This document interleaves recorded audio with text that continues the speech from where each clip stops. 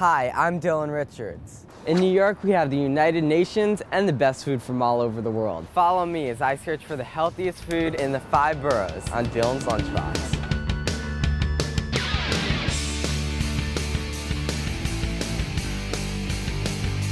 More crunch. Very soon. Talk about those spices. Juices of the oranges going to start to come out of it. Flagship cheese. Here's your burger. Slide the opposite way. I'm Tanya Zuckerberg for Dylan's Lunchbox. And how you got into organic farming? About American cuisine. Who doesn't love Italian food? Chinese food is one of the oldest cuisines in the world. We're here to find out what's in your lunchbox.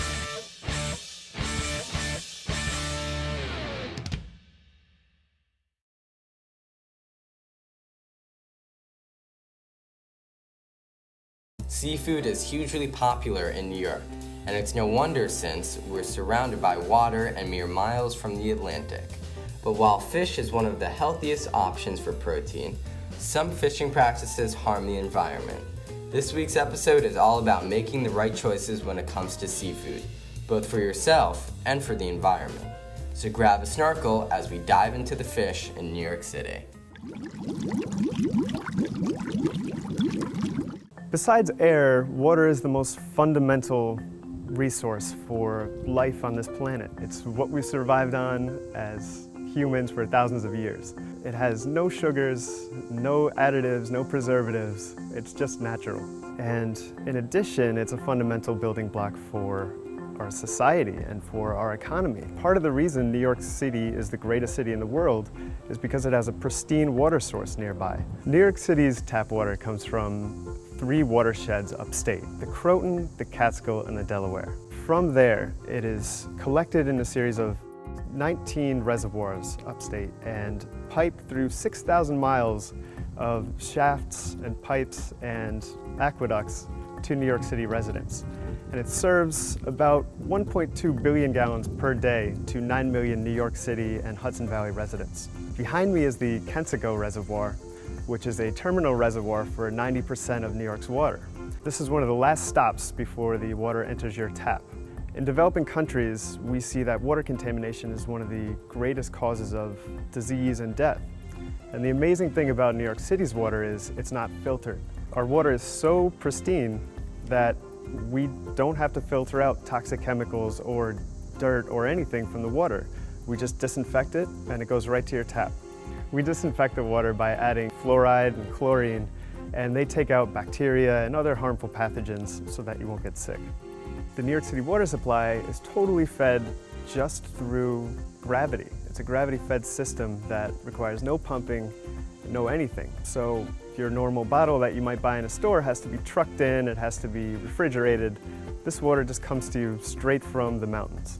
I think New Yorkers value their tap water very highly. They know it's why we have the best food in the country. We have the best bagels and the best pizza, and that comes from having pristine water. The River Keepers started as a group of concerned fishermen who were fed up with the pollution that was taking over the Hudson River. Corporations were using it as a dumping ground, and municipalities were using it as an open sewer. They took polluters to task, and that has turned the river around. We also have a boat that's captained by John Litchcomb, who travels up and down the Hudson River, literally taking samples and looking for signs of pollution. Our mission is to work for the river in any way we can. This is what we first saw in 2002. It's not here anymore. It's already better. And it was only when the public got involved that it started to move. That's power for the water. That's grassroots power. Consumers possess a lot of power to help the environment. Money talks. Boycotting a corporation or a product that you know is environmentally detrimental can have a huge impact on the corporate bottom line and can force them to change their practices if they want to continue making that product. The Clean Water Act promised us a fishable, swimmable, drinkable Hudson. This is America's first river. You know, that river's not going to take care of itself. Any kind of natural resource doesn't have its own voice. So it relies on the people who appreciate the importance of that resource to speak on its behalf. I'm currently the world record holder for the fastest woman to swim around Manhattan. When I tell people that I swim in the river, they generally think I'm crazy. We raise money for Riverkeeper because we find that Their work is incredibly important to the river and to raise awareness about their work. What I've seen over the last 23 years is that the river's gotten cleaner over that period of time, but I don't think it would have gotten cleaner without somebody keeping an eye and to have responsibility for having the river clean. We've turned it back into a thriving estuary for fish and a place where people can go and recreate. And it's really a success story that other environmental groups have now replicated. There are over 200 waterkeepers now throughout the world, and they have taken on our model and fought for their own rivers. Eyes on the water make a big difference.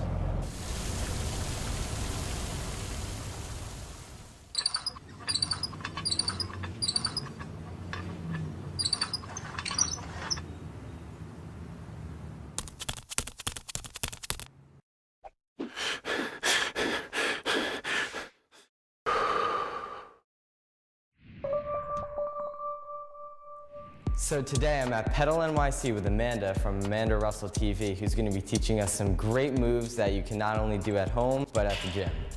So let's start with jumping mountain climbers. We've all seen mountain climbers. These are going to add a little bit of more intensity to them, especially Dylan's an athlete. We want to work him over.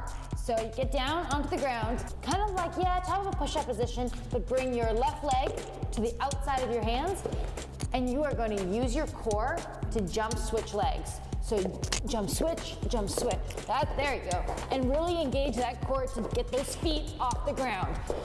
10 more, that's it. 6, 5, 4, 3, 2, and 1. Stand back up.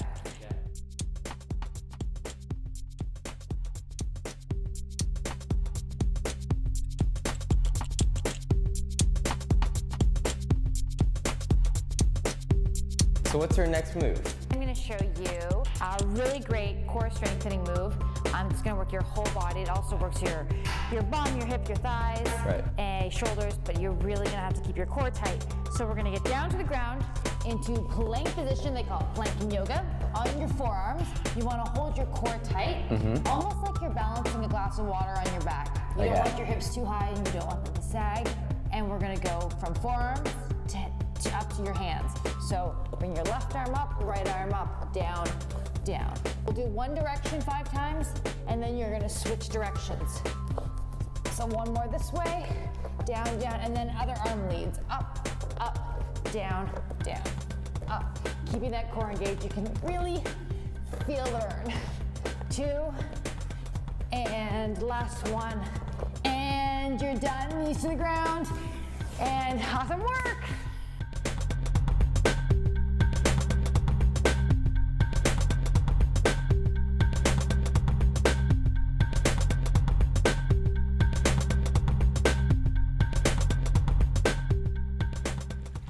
Fish are rich in omega-3 fatty acids. These acids are necessary for human health and are very important when children are developing. Because these studies have shown that omega-3s lower the risk of heart disease, cancer, and arthritis, the American Heart Association recommends eating fish at least 2 times a week. Who knew that omega-3s could be mega delicious?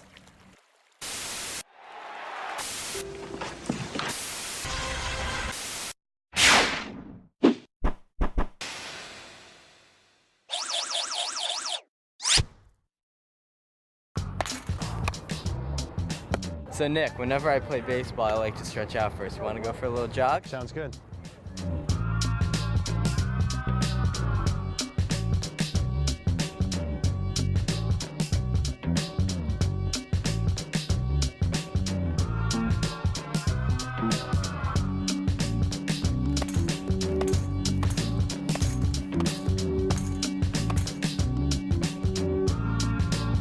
Great baseball workout, but I'm thirsty. All right, well, I got the perfect thing for you.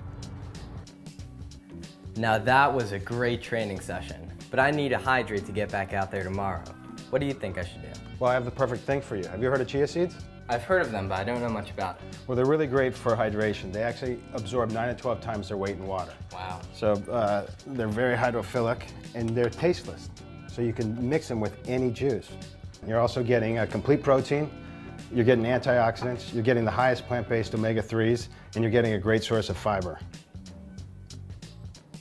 Wow, it just tastes like the juice. So the history is pretty interesting. It dates back to Aztec times.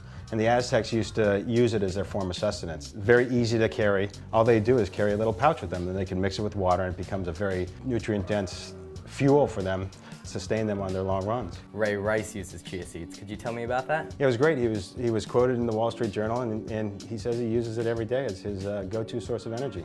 I think I might just start using it for baseball. I think that'd be a great idea. So what are the nutrients in chia seeds? So we like to call it the big four. They're actually a complete protein. You don't find that very often in the plant-based world. It has all essential amino acids. It's a great source of fiber. It actually, 1 tablespoon contains 18% of your daily fiber load. A great source of antioxidants, actually comparable to blueberries on a gram-for-gram basis. And it's the highest plant-based omega-3 source on a gram-for-gram basis. It's also a very good source of calcium, magnesium, zinc. So it's almost like nature's one a day. So do chia seeds need to be refrigerated, or could I just throw it in my baseball bag on the go? They're comparable to flax in nutrient density, but they don't need to be ground. They don't need to be refrigerated. You can actually, the shelf life's 3 to 5 years. So you can keep them just in a bag and then mix it in with any drink and off you go. So are the chia bars comparable to protein bars? They're not necessarily protein bars, they're more wellness bars. They're actually 4 grams of protein, there's 4 grams of fiber, and only 100 calories. Wow. There's also, the kicker is there's 1,000 milligrams of omega-3s. Is there a lot of sugar? Not a lot of sugar, only 5 grams of sugar. Wow. No matter what you do, the chia is great to bring along, whether it's for me playing baseball or anyone else. So thanks for the workout and more importantly, the chia seeds. Great. There's something fishy going on in fish, and it's mercury. Mercury is a toxin that comes from coal power plants. Mercury from the power plants go into the water, then it gets absorbed by the algae and goes into the bodies of the fish when they eat the algae. Especially if you're a pregnant mother or you have a small child, try to avoid fish at the top of the food chain like swordfish, tilefish, and shark. These fish have large amounts of mercury because they eat lots of small fish with mercury. Smaller fish like salmon, tilapia, and shellfish have lower amounts of mercury, and the lower the amount of mercury, the better you will feel. Hi, my name is Sari Safa, reporting live on the streets of New York during lunch hour. We're here to find out what's in your lunchbox. So what did you order for lunch today? I had Chipotle. And why did you choose Chipotle? It's all fresh ingredients and you can get healthy options, choose what you want.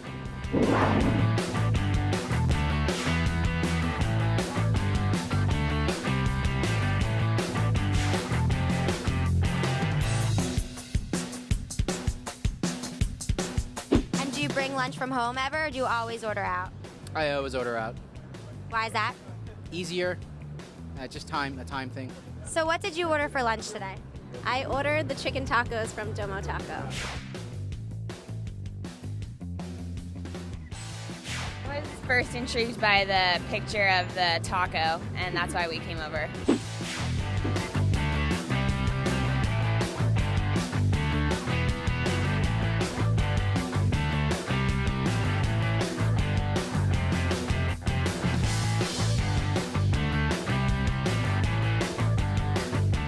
And why did you choose to order that? I had never been here before, and it looked good, and we were in the mood for tacos, so this is the first time going. I'll let you know how it goes.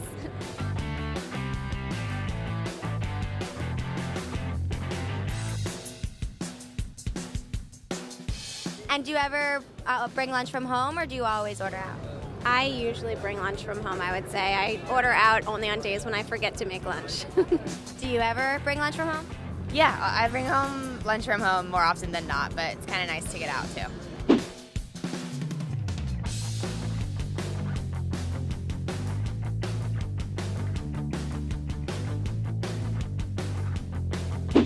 So there you have it. We found out today what people are eating in the streets of New York. The good, the bad, and the ugly. Watch out, next we might ask you what's in your lunchbox.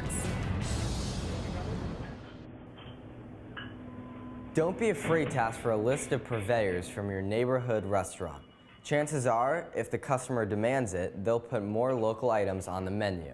Check out farm information websites like realtimefarms.com to see the farms and locavore-friendly restaurants near you.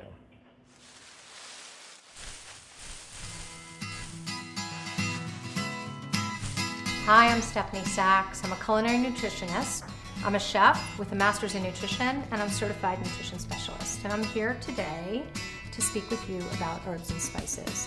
Specifically, basil. It can grow year-round. It's incredibly aromatic, brings delicious flavor to food. Its medicinal qualities are many, one of which I'd like to focus on, which is its antibacterial properties. We don't think of drinking basil tea or taking basil tinctures, but what we do want to think about is how do we incorporate it into our food. Today, we're going to make a basil pesto. I do it in a bit of an untraditional way because I use miso, which is fermented soybean paste, instead of cheese, which is typical, and pine nuts here as well. If you're not using pine nuts, you can use slivered almonds, which are a lot less expensive. Some olive oil, and some fresh garlic. So it's very simple. When you take basil, all you're going to do is you pick its leaves off, like so, and you'll take that and you put it in your trusty Cuisinart. And then we can use a little garlic. I've taken the garlic off of the head right here. And instead of peeling the garlic, what we're going to do is smash it, just like so. And you can just peel the skin off very easily. You don't have to chop it because it goes right into a Cuisinart. And we're gonna pick some basil, just like so. And this basil has been cleaned. So we put our basil in the Cuisinart.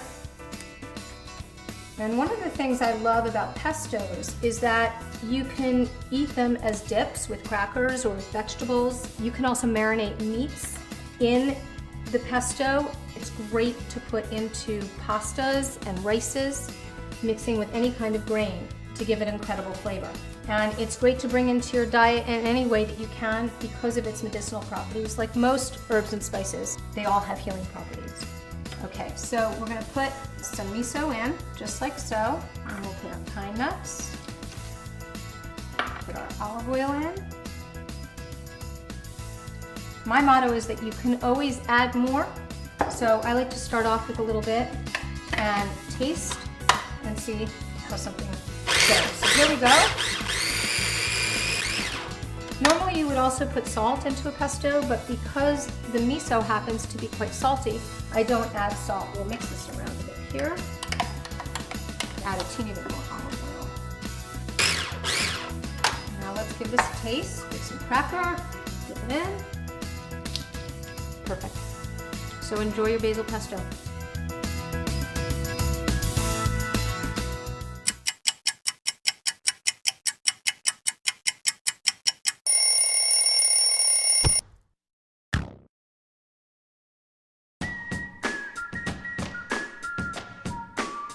I'm out here in Carroll Gardens where a little fish is making a big splash on the New York restaurant scene. I'm talking about Chef Joe's popular new restaurant, Arthur on Smith. This rustic little restaurant is leading the way in healthy, sustainable dining with a menu focusing on skillfully prepared seafood dishes. Chef Joe is going to show me whether fish is the best catch when it comes to protein and how to make sustainable picks when buying seafood. I'm also going to try some amazing dishes, so let's dive in.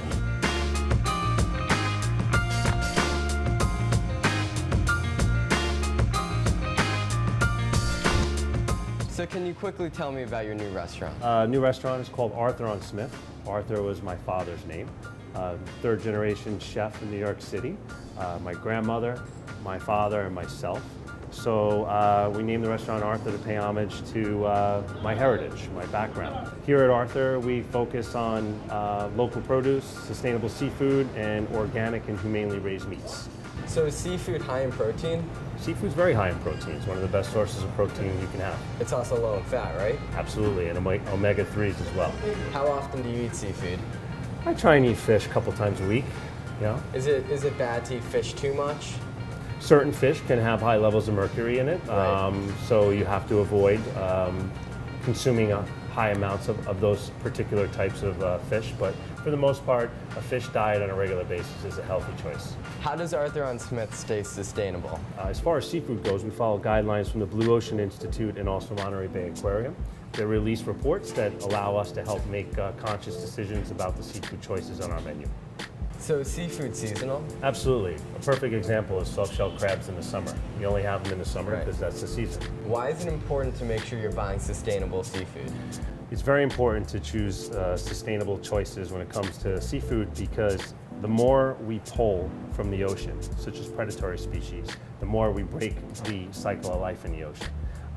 So you want to eat low on the food chain. Sardines and anchovies are your best friends, clams, oysters, and scallops. These are species that help keep the ocean healthy. When you remove tuna or species of that nature that feed off of these certain types of sardines and anchovies, it's breaking a cycle of life, which will then harm the ecosystem of the ocean. What would you say the healthiest way of cooking seafood is? The healthiest way? Always, lightly grilled. A little bit of olive oil and some sea salt. That's my favorite way. That's your favorite way? Yeah. And what else do you serve besides seafood? Here we do handcrafted pastas, all made from organic or heirloom flours and grains. We pair those off sometimes with beautiful vegetables in a primavera style, or we'll do a sugo de carne, which is a 100% pastured, humanely raised pork product. Would you consider yourself an Italian restaurant? I would say we're American Italian. So we have a lot of our roots are in my Italian heritage, but we're cooking in a very American way. Right. Today we're going to prepare a little semolina tagliatelle with Gulf shrimp, Meyer lemon, and Parmigiano. Sounds great. Yeah, let's get started.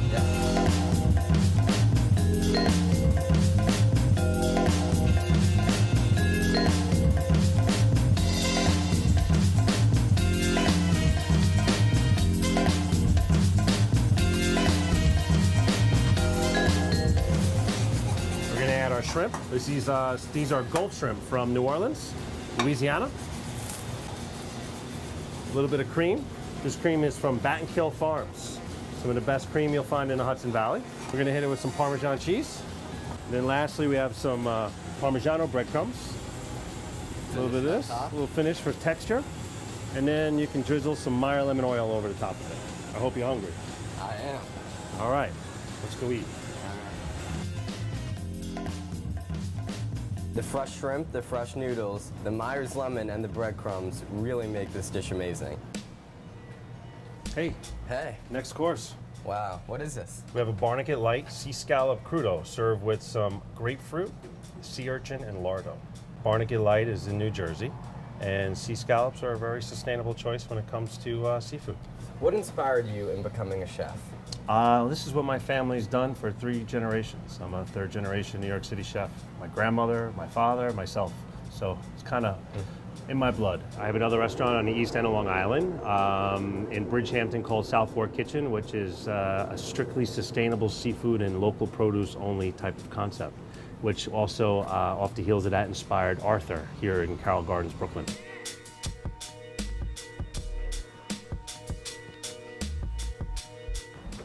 Ooh, what is this? Well, what we have here is a Satter Farm escarole salad, Caesar style. There's some house-cured sardines, a sous vide farm egg, and a black pepper anchovy dressing. Not your typical Caesar salad. No, we try and keep it a little different here. Simple yet different. We bring them in from Spain and we salt cure them for about a week, and then we serve them on our Caesar salad. This is Spanish octopus a la plancha, served with some romesco sauce, Mattituck tomatoes, and dehydrated black olive. All right, Dylan, your last dish. Tell me about it. You have a crispy soft-shelled crab. We like to call it alla Venezia style, which means the presence of radicchio. It's cooked with some radicchio, some spring leek, sugar snaps, and Meyer lemon. Wow. That's how you make soft-shell crab. Only in the summer you get these beautiful crabs. So I heard you build this restaurant yourself. Is cooking not enough? Yeah, I'm a kind of a glutton for punishment sometimes. So, everything you see has either been pulled out of a dump or out of a junkyard or reclaimed or recycled and slapped on a wall by us. That's awesome. Why did you open up your new restaurant in Brooklyn? I felt that a lot of people were coming to Brooklyn looking for a certain lifestyle, and I wanted to open or build a restaurant that could suit that lifestyle everyone's looking for. That's why we're so into being part of the neighborhood and the community. We like to see faces over and over again. Here in Brooklyn, that's what happens. Next time you're looking for some excellent healthy seafood, be sure to check out Arthur on Smith. They're serving up some deep sea delights that are not only delicious, but also a great example of sustainable fishing. Thanks for joining us on this week's episode of Dylan's Lunchbox. We learned all about where to find fresh fish and took you to Arthur on Smith, one of the most popular new restaurants in Carroll Gardens, a place where you're sure to find some great seafood. Be sure to join us again for another episode of Dylan's Lunchbox.